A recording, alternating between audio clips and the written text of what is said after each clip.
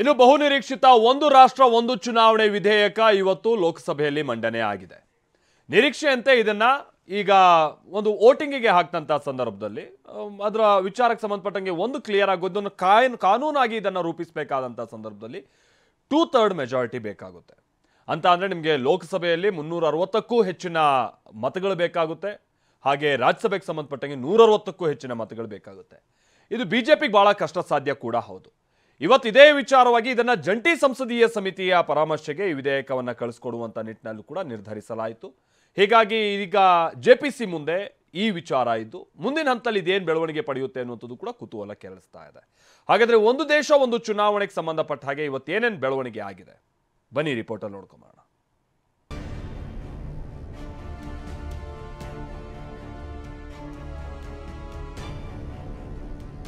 ನರೇಂದ್ರ ಮೋದಿ ಸರ್ಕಾರದಿಂದ ಐತಿಹಾಸಿಕ ನಿರ್ಧಾರ. ಒನ್ ನೇಷನ್ ಒನ್ ಎಲೆಕ್ಷನ್ ಮಸೂದೆ ಮಂಡನೆ. ನರೇಂದ್ರ ಮೋದಿ ನೇತೃತ್ವದ ಎನ್ಡಿಎ ಸರ್ಕಾರ ಐತಿಹಾಸಿಕ ಒನ್ ನೇಷನ್ ಒನ್ ಎಲೆಕ್ಷನ್ ಮಸೂದೆ ಮಂಡಿಸಿದೆ. ಪ್ರಣಾಳಿಕೆಯಲ್ಲಿ ಬಿಜೆಪಿ ಘೋಷಿಸಿದ್ದ ಭರವಸೆಗಳಲ್ಲಿ ಇದು ಒಂದು. ಲೋಕಸಭೆ ಮತ್ತು ವಿಧಾನಸಭೆ ಚುನಾವಣೆಯನ್ನ ಏಕಕಾಲಕ್ಕೆ ನಡೆಸುವ ಪ್ರಸ್ತಾವನೆ ಇದು. ಸಂಸತ್ನ ಚಳಿಗಾಲದ ಅಧಿವೇಶನದಲ್ಲಿ ಕೇಂದ್ರ ಕಾನೂನು ಸಚಿವ Arjun Ram Meghwal one nation one election ಮಸೂದೆ ಮಂಡಿಸಿದ್ದು ಪರಾಮರ್ಶೆಗೆ ಉಭಯ ಸದನಗಳ ಜಂಟಿ ಸಮಿತಿಗೆ ಹಸ್ತಾಂತರಿಸುವುದಾಗಿ ಹೇಳಿದರು. Honourable chairperson sir, with your permission I move for leave to introduce a bill. ಕಾನೂನು ಸಚಿವರು ನೂತನ ಮಸೂದೆ ಮಂಡಿಸುತ್ತಿದ್ದಂತೆ ಪ್ರಧಾನಿ ಮೋದಿ ಸಹಿತ ಆಡಳಿತ ಪಕ್ಷದ ಎಲ್ಲಾ ಸದಸ್ಯರು ಮೇಜು ಕುಟ್ಟಿ ಬೆಂಬಲ ಸೂಚಿಸಿದರು. ಆದರೆ ಇಂಡಿಯಾ ಮೈತ್ರಿಕೂಟದ ಪಕ್ಷಗಳು ಮಸೂದೆಯನ್ನ ವಿರೋಧಿಸಿವೆ.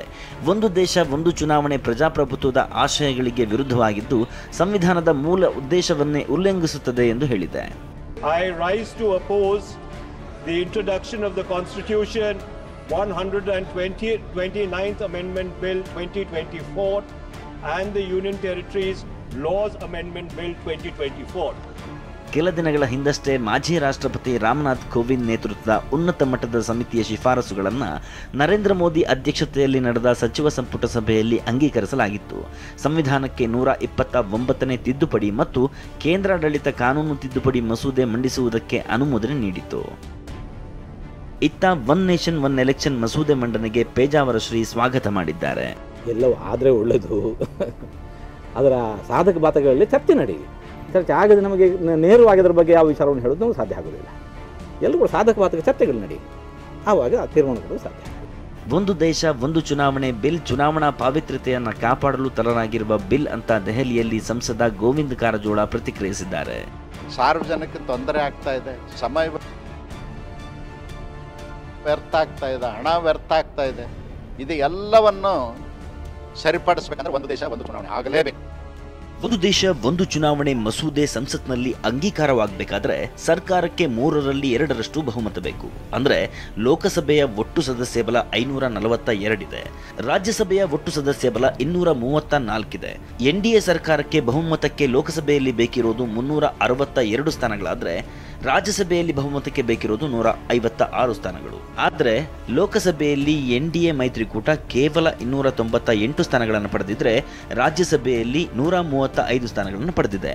ಇನ್ನು ಇಂಡಿಯಾ ಮೈತ್ರಿಕೂಟ ಲೋಕಸಭೆಯಲ್ಲಿ 233 ಸ್ಥಾನಗಳನ್ನು ಪಡೆದಿದ್ದು ರಾಜ್ಯಸಭೆಯಲ್ಲಿ 108 ಸ್ಥಾನಗಳನ್ನು ಪಡೆದಿದೆ. ಒಂದು ದೇಶ ಒಂದು ಚುನಾವಣೆ ಮಸೂದೆಗೆ ಒಪ್ಪಿಗೆ ಪಡೆಯಲು ಹೊಸ ಸಂಸತ್ ಭವನದಲ್ಲಿ ಇದೇ ಮೊದಲ ಬಾರಿಗೆ ವಿದ್ಯುನ್ಮಾನ ಮತಯಂತ್ರವನ್ನು ಬಳಸಲಾಯಿತು. ಮಸೂದೆ ಪರವಾಗಿ 269 ಮತ ಹಾಗೂ ವಿರುದ್ಧವಾಗಿ 198 ಮತಗಳು ಚಲಾವಣೆಯಾಗಿವೆ. ಈ ಬಗ್ಗೆ ಕಾಂಗ್ರೆಸ್ ಸಂಸದ ಶಶಿ ತರೂರ್ ಸರ್ಕಾರದ ಸಂಖ್ಯೆ ಜಾಸ್ತಿ ಇದೆ, ಆದರೆ ಬಹುಮತಕ್ಕೆ 3/2 ಭಾಗದಷ್ಟು ಸ್ಥಾನ ಬೇಕು, ಅದು ಸರ್ಕಾರಕ್ಕಿಲ್ಲ ಅಂದಿದ್ದಾರೆ. But undoubtedly, the government has larger numbers on its side than us. In the JPC, however, they may even have a majority in terms of the composition of the JPC. But to pass it as a constitutional amendment, you need 2/3 majority that they very clearly don't have. ಸದ್ಯ ವಿಧೇಯಕವನ್ನ ಜಂಟಿ ಸಂಸದೀಯ ಸಮಿತಿ ಪರಾಮರ್ಶೆಗೆ speaker ವರ್ಗಾಯಿಸಿದ್ದಾರೆ. ಜಂಟಿ ಸಂಸದೀಯ ಸಮಿತಿ one nation one pole ಮಸೂದೆಯ ಅರ್ಹತೆ ಬಗ್ಗೆ ಚರ್ಚೆ ನಡೆಸಲಿ ಎಂದು ಕೇಂದ್ರ ಗೃಹ ಸಚಿವ ಅಮಿತ್ ಶಾ ಹೇಳಿದ್ದಾರೆ. सुधार का विधेयक संवैधानिक संशोधन जब कैबिनेट में चर्चा में आया तब प्रधानमंत्री जी ने स्वयं मंशा व्यक्त करी थी कि इसको जेपीसी को देना चाहिए. इस पर विस्तृत चर्चा सभी स्तर पर होनी चाहिए. ಒಂದು ರಾಷ್ಟ್ರ ಒಂದು ಚುನಾವಣೆ ಮಸೂದೆ ಕುರಿತು ಕಾಂಗ್ರೆಸ್ ಸಂಸದ ರಾಜೀವ್ ಶುಕ್ಲಾ ಜೆಪಿಸಿಯಲ್ಲಿ ಮಸೂದೆಯ ಬಗ್ಗೆ ವಿವರವಾದ ಚರ್ಚೆಗಳು ನಡೆಯಬೇಕು ಅಂದ್ರೆ ಕಾಂಗ್ರೆಸ್ ಸಂಸದ ಗೌರವ್ ಗೊಗೊಯ್ ಚುನಾವಣೆಗೆ ಖರ್ಚಾಗುವ 0.02% ಹಣ ಉಳಿಸಲು ಹೋಗಿ ಇವರು ಭಾರತದ ಒಕ್ಕೂಟ ವ್ಯವಸ್ಥೆಯನ್ನೇ ಮುಗಿಸಲು ಹೊರಟಿದ್ದಾರೆ ಎಂದು ಆರೋಪಿಸಿದ್ದಾರೆ. जेपीसी को ठीक भेज दिया. जेपीसी में हम लोग भी मांगते, जेपीसी में विचार विमर्श होके तभी पूरी तरह से वेट करके कि किस तरह से वेटिंग उसकी करके तभी उसको बिल्कुल जो आगे बढ़ाना चाहिए. 3,700 करोड़ भारत के जो साल में जो बजट होता है उस बजट का 0.02% है. तो 0.02% के खर्च को कम करने के लिए ये भारत के पूरे संघीय ढांचे को खत्म करना चाहते हैं. ಈ ಬಗ್ಗೆ ಪ್ರಹ್ಲಾದ್ ಜೋಶಿ ದೇಶದ ಸರ್ವಾಂಗೀಣ ಅಭಿವೃದ್ಧಿಗಾಗಿ ಒಂದು ದೇಶ ಒಂದು ಚುನಾವಣೆಯ ಅಗತ್ಯವಿದೆ ಅಂದರು. ओवरऑल डेवलपमेंट के लिए देश के प्रगति के लिए वन नेशन वन इलेक्शन जो है एक बार इलेक्शन हो गए तो 5 वर्ष तक. ಸದ್ಯ ಮಸೂದೆಯನ್ನ ಪರಿಶೀಲನೆಗಾಗಿ ಜಂಟಿ ಸಂಸದೀಯ ಸಮಿತಿಗೆ ಶಿಫಾರಸು ಮಾಡಲಾಗಿದ್ದು ಮುಂದೇನಾಗುತ್ತೋ ಕಾದು ನೋಡಬೇಕಷ್ಟೇ. ಹರೀಶ್, ನವದೆಹಲಿ, TV9.